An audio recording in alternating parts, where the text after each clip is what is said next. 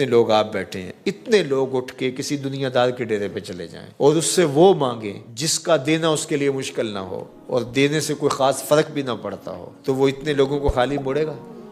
وہ کہے گا ڈیرہ داری کی شان کے خلاف ہے کہ اتنے لوگ میرے در پہ آ جائیں اور میں ان کو خالی موڑ دوں۔ ڈیرہ دار ہو صحیح تو وہ کبھی خالی نہیں موڑے گا۔ تو جب ایک بندہ نہیں موڑتا تو رب کیسے موڑتا؟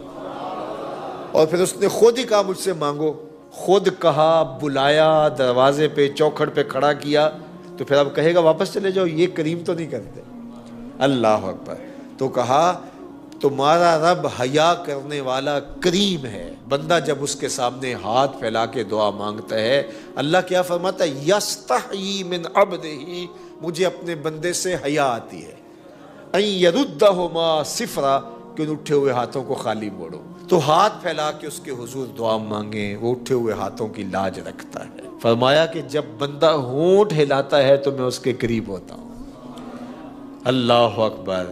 یہاں تو بند لبوں کی بولیاں بھی سنی جاتی ہیں۔ اللہ ان کو بھی دیتا ہے جو گونگے ہوتے ہیں، جو ہاتھ نہیں پھیلا سکتے، جن کے ہاتھ بھی نہیں ہوتے، ان کی جھولیاں بھرتا ہے۔ وہ تو جھولی بھی دیتا ہے اور خیرات بھی دیتا ہے۔ وہ آئے تو صحیح، ہم تو مائل بکرم ہیں، کوئی سائل ہی نہیں، راہ دکھلائیں کسے، راہ رب منزل ہی نہیں، جلوائے طور تو موجود ہے، کوئی موسیٰ ہی نہیں۔ کوئی سچی طلب تو لے کے آئے، اس سے طلب کرنے کا حکم ہے، اس سے مانگنے کا حکم ہے۔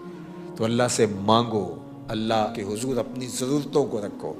میرے حضور علیہ السلام نے ارشاد فرمایا تمہارے جوتے کا تسمہ ٹوٹ جائے تو وہ بھی اللہ سے مانگو، چھوٹی سے چھوٹی چیز بھی اللہ سے مانگو، بڑی سے بڑی چیز بھی اللہ سے مانگو۔ تمہارا تعلق بڑا گہرا ہے نا، آپ کسی سے مانگیں تو دیکھتے ہیں کہ اس سے کیا مانگنا ہے، لیکن باپ سے تو ساری چیزیں مانگتے ہیں، ماں سے تو روٹی بھی مانگتے ہیں، مکھن بھی مانگتے ہیں، لسی بھی مانگتے ہیں، پانی بھی مانگتے ہیں، پاجامہ بھی مانگتے ہیں، اور ہزار بند بھی مانگتے ہیں، کیونکہ تعلق اتنا گوڑا ہے کہ ماں ہے۔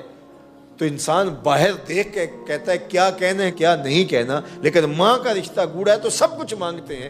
تو اللہ کا رشتہ تو 70 ماؤں سے زیادہ بڑا ہے۔ ماں نے تو جنم دیا ہے، رب نے خلق کیا ہے، تو کہا تسمہ ٹوٹ جائے جوتے کا تو وہ بھی اللہ سے مانگو، اور کوئی بڑی چیز چاہے تو وہ بھی اللہ سے مانگو۔ ہاتھ پھیلائے ہیں تو پھر وہ خالی نہیں لوٹائے گا، وہ کریم ہے، کرم فرمائے گا۔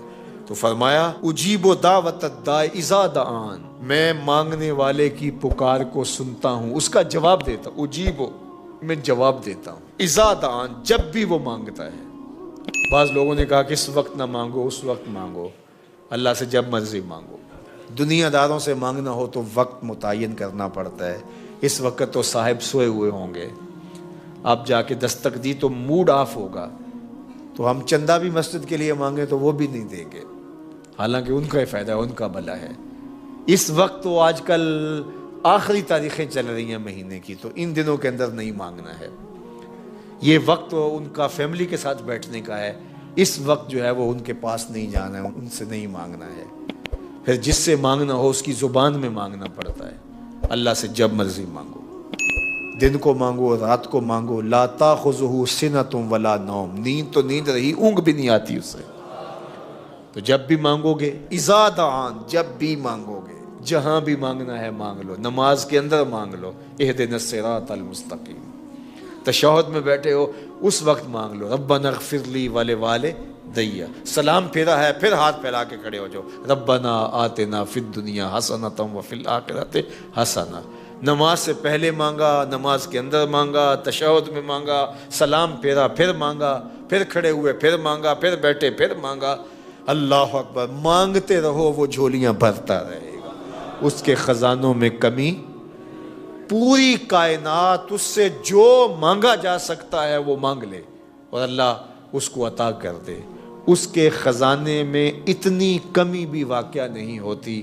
7 سمندروں میں کوئی سوئی کو بگوئے تو اس کے نکے کے ساتھ تھوڑا سا پانی جو لگ کے آتا ہے، اس سے سمندر میں کوئی کمی واقع ہوئی؟